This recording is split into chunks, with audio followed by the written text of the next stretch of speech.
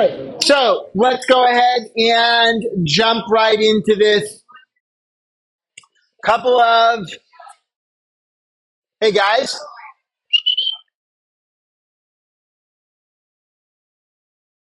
couple of real important problem solving things that we're going to be talking about in addition to working out and making a new problem type. Okay. So first up, we want to talk about two things having to do with how we write and express the equilibrium expression. So far, all of the work that we've done for the equilibrium expression is about the concentration. We've used square brackets. We've converted everything into molarity. Yesterday, in the worksheet that we looked at, we converted pressure into molarity. That calculation is a little bit tedious. And in terms of doing the calculation, it's also somewhat irrelevant. There are other ways to express the equilibrium expression that where we won't have to do that sort of conversion. The key is when we talk about the equilibrium expression, we know that it is the products divided by the reactants. All right. So we've looked at this. We've done the concentration of our products divided by the concentration of our reactants. And we've said that's equal to or will become equal to this equilibrium constant, K. Sometimes we put K sub C on it. But we could use the ideal gas law to convert these molarities into pressures.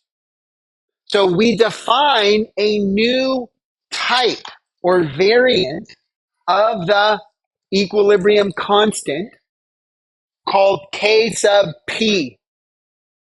And when we do that, instead of calculating this ratio products to reactants with molarities, we do it with pressure in usually atmospheres.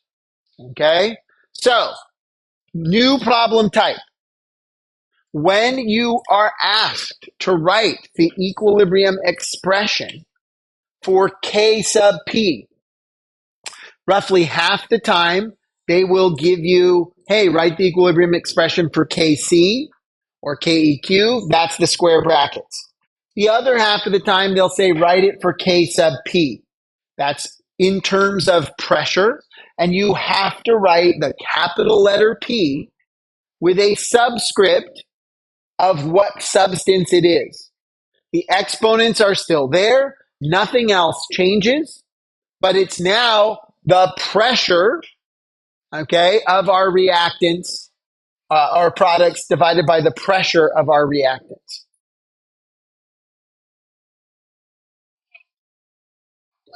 So yes, there are three values that typically represent the same thing.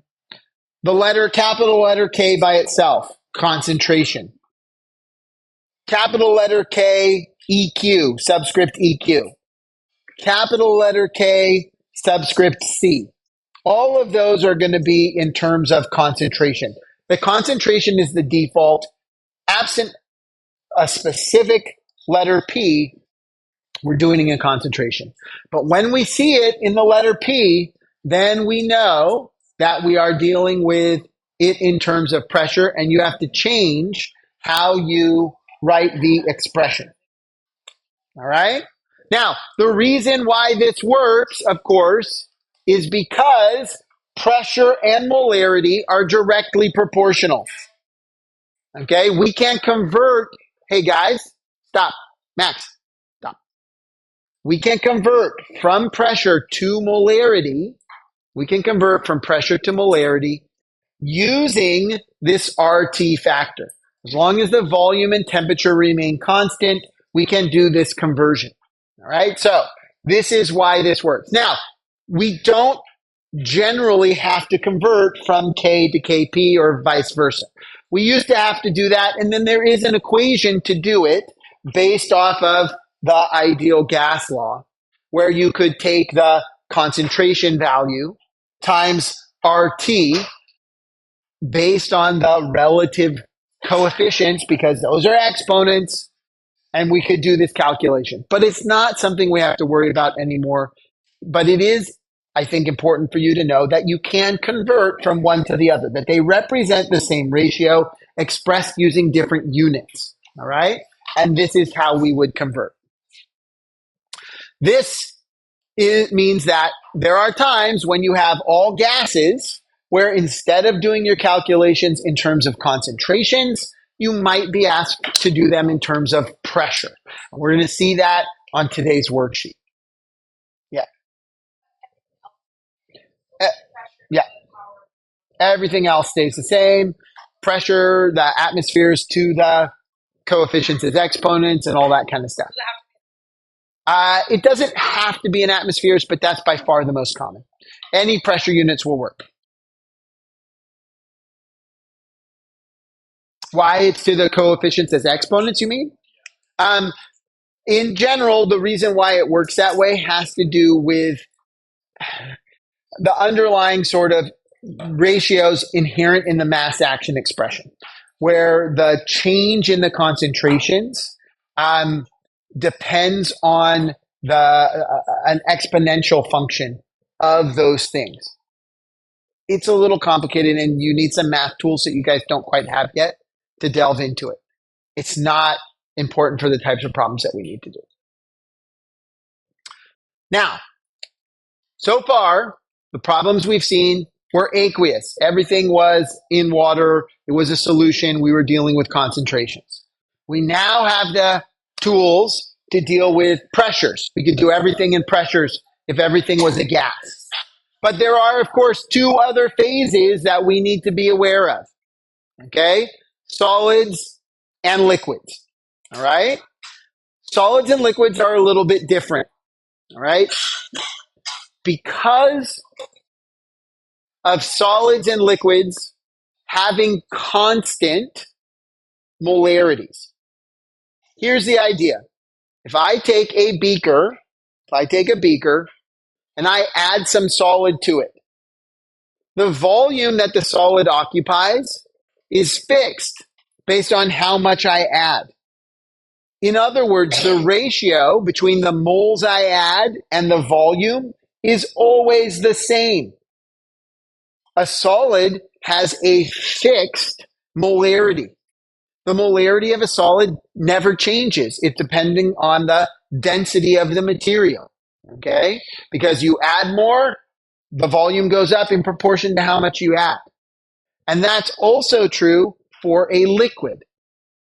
So, when you are dealing with an equilibrium that involves solids or liquids, when you go to write the equilibrium expression, which is still going to be products over reactants, okay, what you have to recognize and what you have to deal with is the fact that these values, the concentration for the products, are not variables. They're not numbers that change. They stay the same no matter what, okay? And because they stay the same, because they're constants, they actually drop out of this equation. So, when you are writing an equilibrium expression, if you see a solid or a liquid, so S or L, those are not included in the equilibrium expression.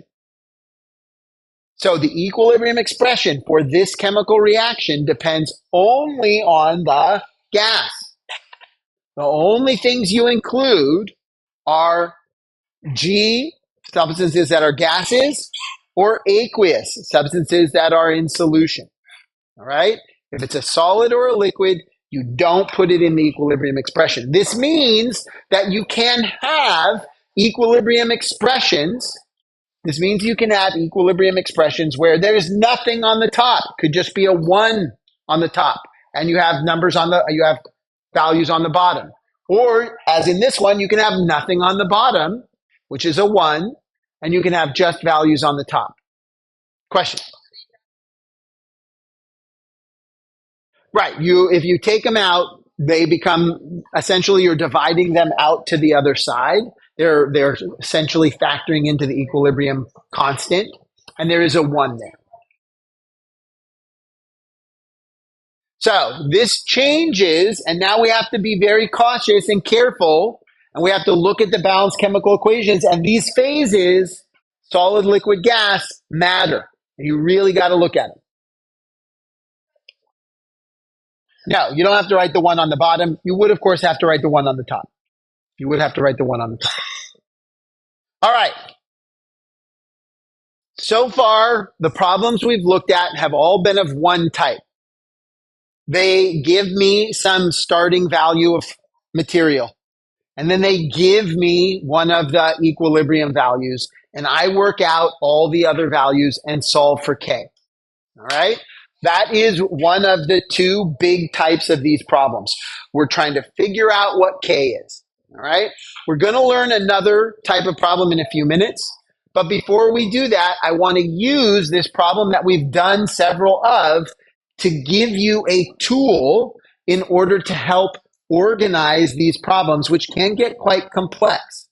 Okay. So here is an example.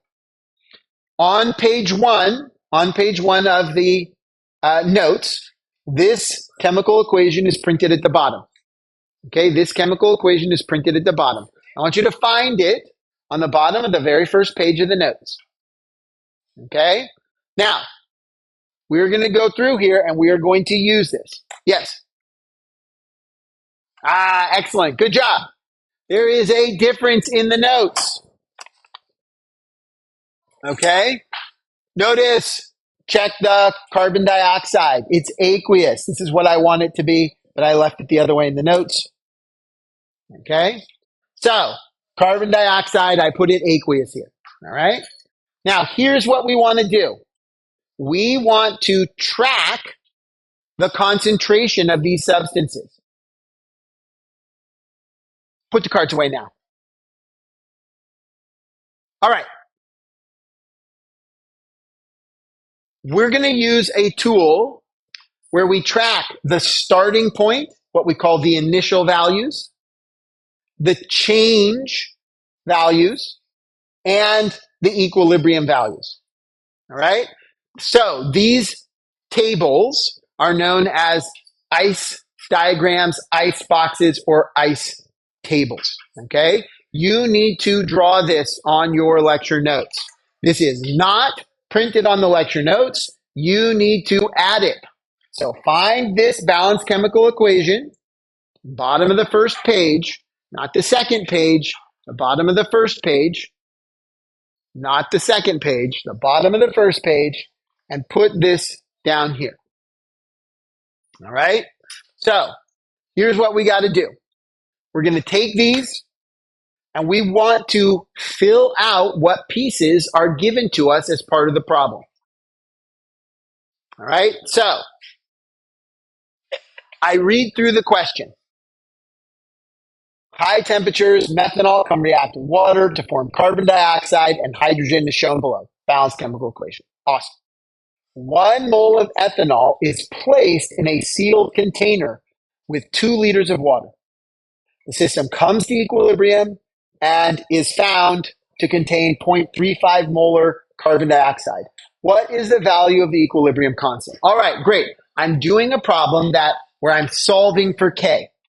One of the big things you have to identify is what type of problem are you doing? What type of problem are you doing? So we are doing a problem where we're solving for K. That means they have to give me some initial values. What did we put into the container? And they have to give me some equilibrium values. So as I read through here, I put 1 mole of ethanol in 2 liters of water. I'm trying to put that data into my initial row. The initial row is what did we put into the container? What did we put into the container? Okay? Do that later. This is new stuff that you need to understand before you work on something else. So, what did I put in the container? And this is really important. People get confused and they want this initial row to somehow relate to the balanced chemical equation. It does not.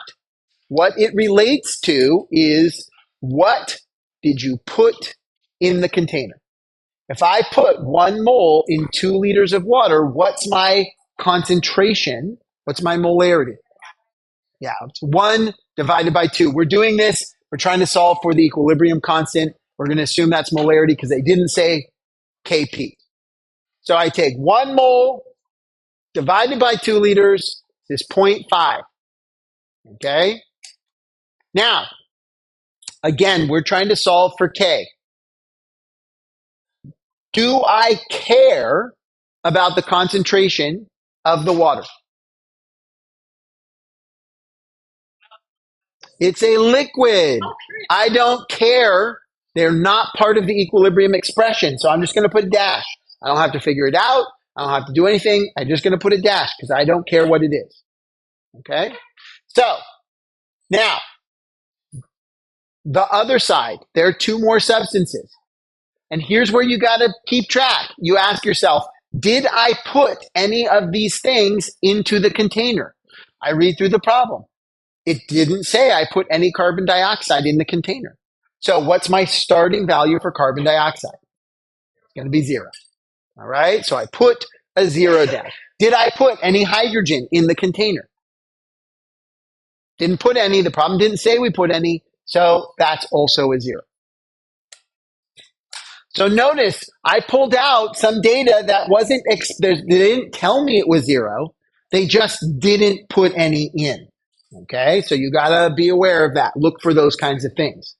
The last piece of information I have here is they tell me the concentration of carbon dioxide at equilibrium. That's my E row. That's the final row here. That's my equilibrium row. So I take this 0.35 and that goes in for this equilibrium. All right, so I've got this equilibrium value. My goal is to solve for K. I'm going to need the equilibrium values of carbon dioxide, got it.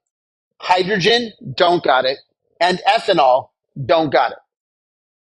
All right? So what I need to do is I need to do stoichiometry. The stoichiometry happens in the change row. Stoichiometry is about how we change one substance into a different substance. It's all about the ratios involved in the change.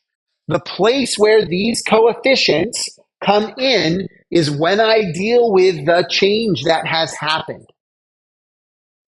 I can find the carbon dioxide.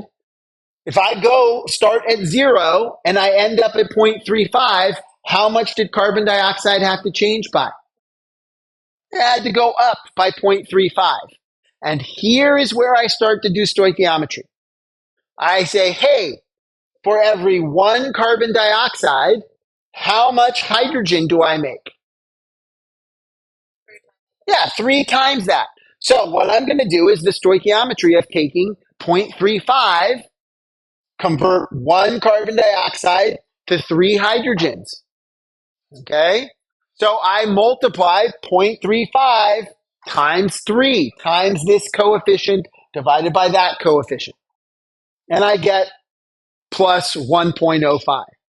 So now if I start at 0 and I created 1.05, what's my number here? 1.05. All right? Question?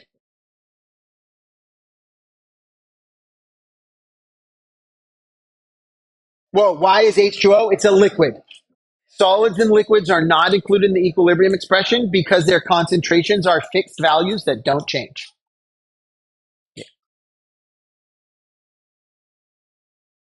This was 0.350 times 3. It's the amount of carbon dioxide I formed. If I form 0.35 moles of or molarity of carbon dioxide, I have to form 3 times that of the hydrogen. It's a stoichiometry calculation. For every 1 of these I make 3 of these. They both started with 0 because we didn't put any into the container. All right. Last thing. To make the carbon dioxide and the hydrogen, I have to use up methanol. If I'm using it up, what sign is the change value going to have? It's got to be negative. And that's the key. We have to figure out which side are we creating and which side are we using up. Again, I do stoichiometry. For every one carbon dioxide I created, how many methanols do I use up? It's got to be a 1-to-1 ratio. So this is going to be minus 0.35. Again, you have to remember, you have to think about the situation that's happening. Okay? I put methanol into the container. The methanol reacts with the water, breaks down to form carbon dioxide and hydrogen.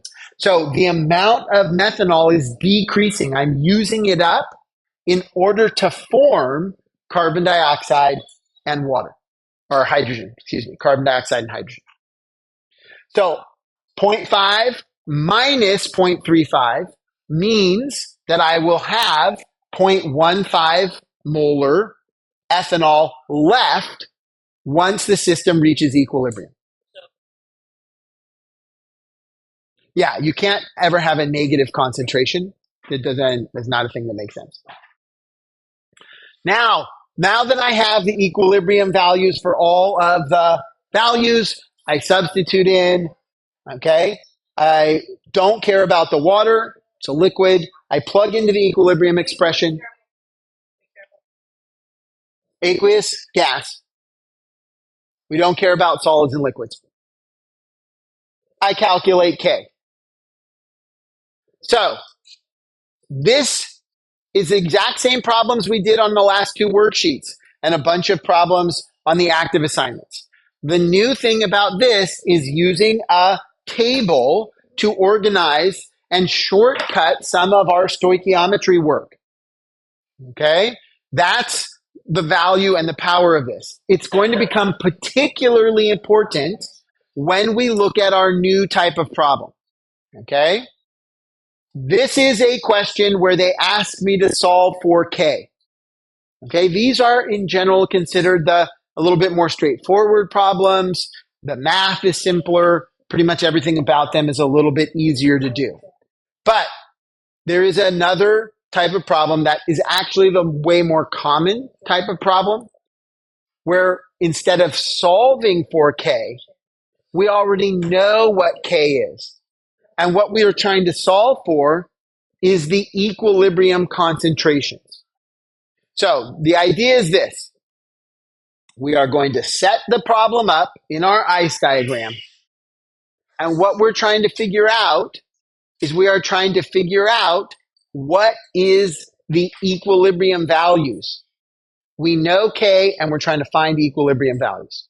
All right? So here's a typical sort of problem. We put 1 mole of each of the chemicals, all 4 of them. Okay? So we have starting values of everything. We know what the ratio has to be when we reach equilibrium. That's our equilibrium constant, K. The question we're going to have to ask ourselves is, what has to happen? And then how can we set up this problem in order to solve and figure out what the equilibrium concentrations are? All right? Great. Thanks. Okay. Yeah. The kids always go crazy.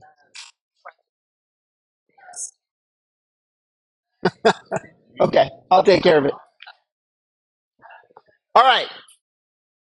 So this problem, right? We haven't done anything like this yet.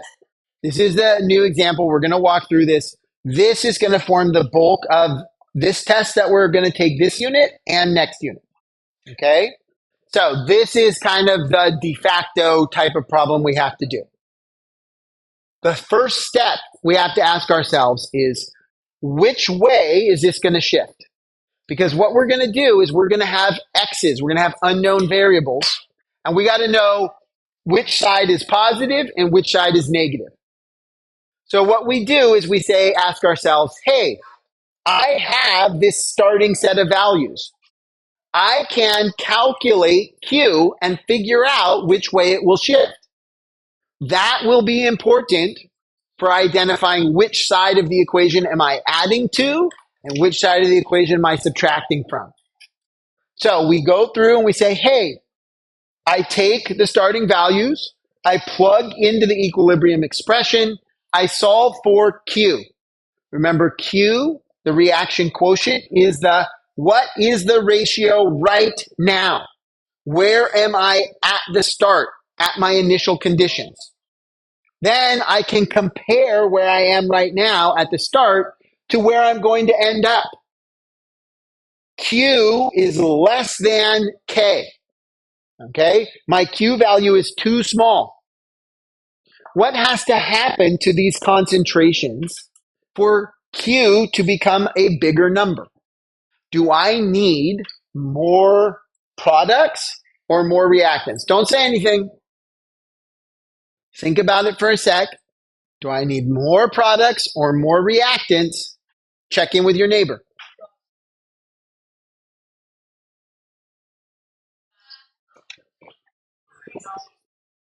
So, what do I need? More products or more reactants? I need the number on the top to get bigger. That's the products. I need more products because I need Q to shift and become K.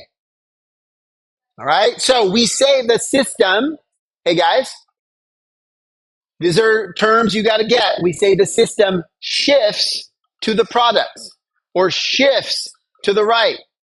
Now notice this is different than saying it favors the products or favors the reactants. Shift and favor don't mean the same thing.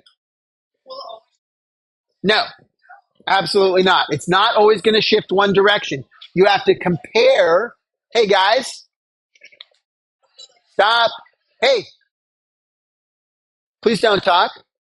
Listen, I'm in the middle of a lecture. You're coming in late. How did we get Q is equal to 1? We took the initial values and substituted into the expression and solved for Q. 1 times 1 divided by 1 times 1 is 1. It won't always be 1. In fact, it very rarely will be 1. You will have to calculate what Q is. Okay? You'll have to calculate what Q is. So you need to go through and calculate Q and then compare it to K. That tells you which way it shifts. Now, why do I care which way it shifts? It is an important aspect of doing the next step, which is take that ICE diagram, initial change equilibrium. I put in my initial values. Which way it shifts tells me what's happening in the change row. Shifting is changing. We are converting reactants into products or products into reactants based on which way we're shifting.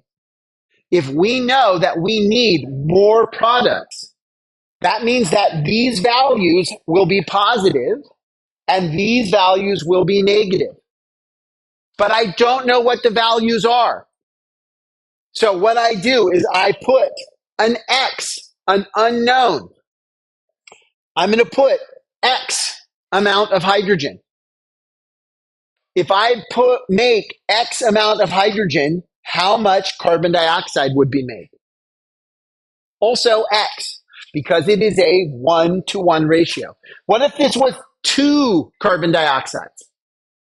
What if there was a coefficient of 2 here? Then this would be 2x. The values in the change row have to take into account the stoichiometry because that's what the stoichiometry tells us. How do things change? Okay?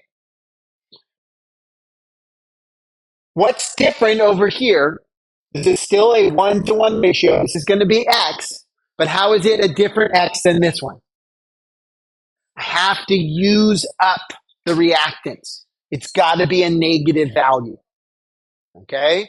So this is going to be 1 minus X, and we're going to have 1 minus X here. Again, if it was a coefficient, it would be that many X's.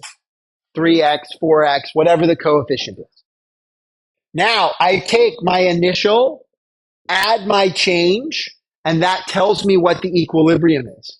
1 minus x, 1 minus x, 1 plus x, and 1 plus x.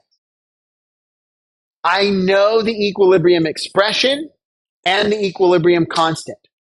I'm ready to go to math class because I got to plug all these in to this expression and solve for x. Okay? Now, we carefully curate the questions. The AP test will not ask you to do the quadratic equation, although that is a frequent way to solve these problems. Okay? Sometimes the problems will be this style. Sometimes, as we'll learn tomorrow, there are some chemistry tricks we can use to simplify the math.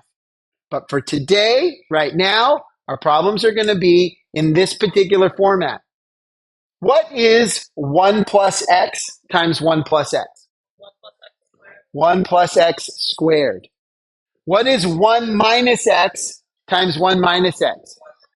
1 minus x squared. We call this problem a perfect square because I can get rid of these squares, which are the ones that are causing me problems because they're quadratics and it's a polynomial and I don't want to deal with it, by taking the square root of each side. So I'm going to square root the left-hand side, and this is going to cancel out those squares. And I'm going to square root the right-hand side on my calculator. And so I end up with 1 plus x divided by 1 minus x is equal to 2.26. And now this is an algebra problem that we can handle without having to worry about polynomials or quadratic equations or synthetic division. Okay? Which are all fancy ways that we could potentially solve a more complex variant of this. So yeah, we'll have to be careful. At the AP College Board, we got to be careful what kind of problems we give you because we're not going to give ones that have a bunch of crazy math.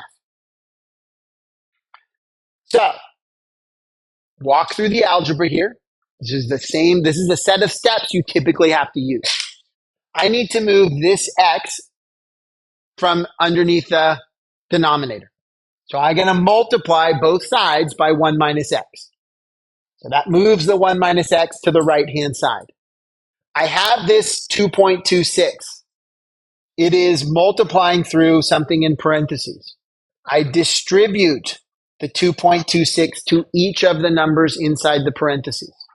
So I end up with 1 plus x is equal to 2.26 minus 2.26x. Common mistake that people make. They don't distribute this through to both terms, right? You have to distribute through to both terms. Now I need to group the numbers on one side and the x's on the other.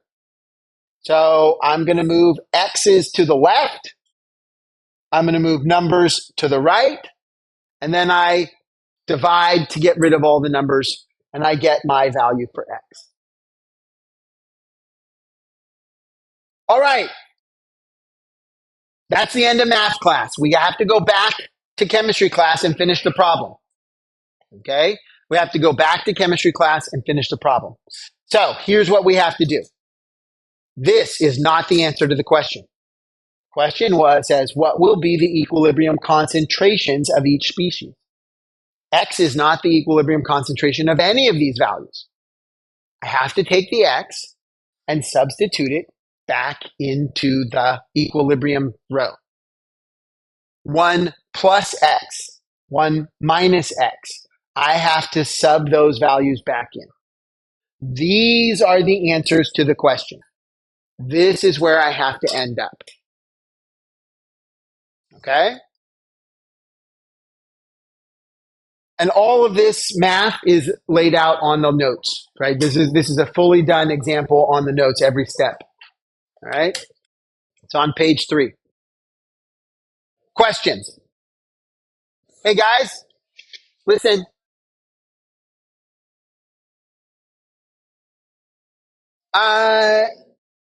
Probably, but you're usually going to have it filled with some other stuff, so you can just write another row or put it in there. As long as it's clear that you've subbed this back in, it'll work. It'll work. Okay, please start with today's worksheet. Okay, don't jump into the active assignment. Start with equilibrium 2. Okay, equilibrium 2 is the place to start. Please start with that question, then go on to the active. Okay.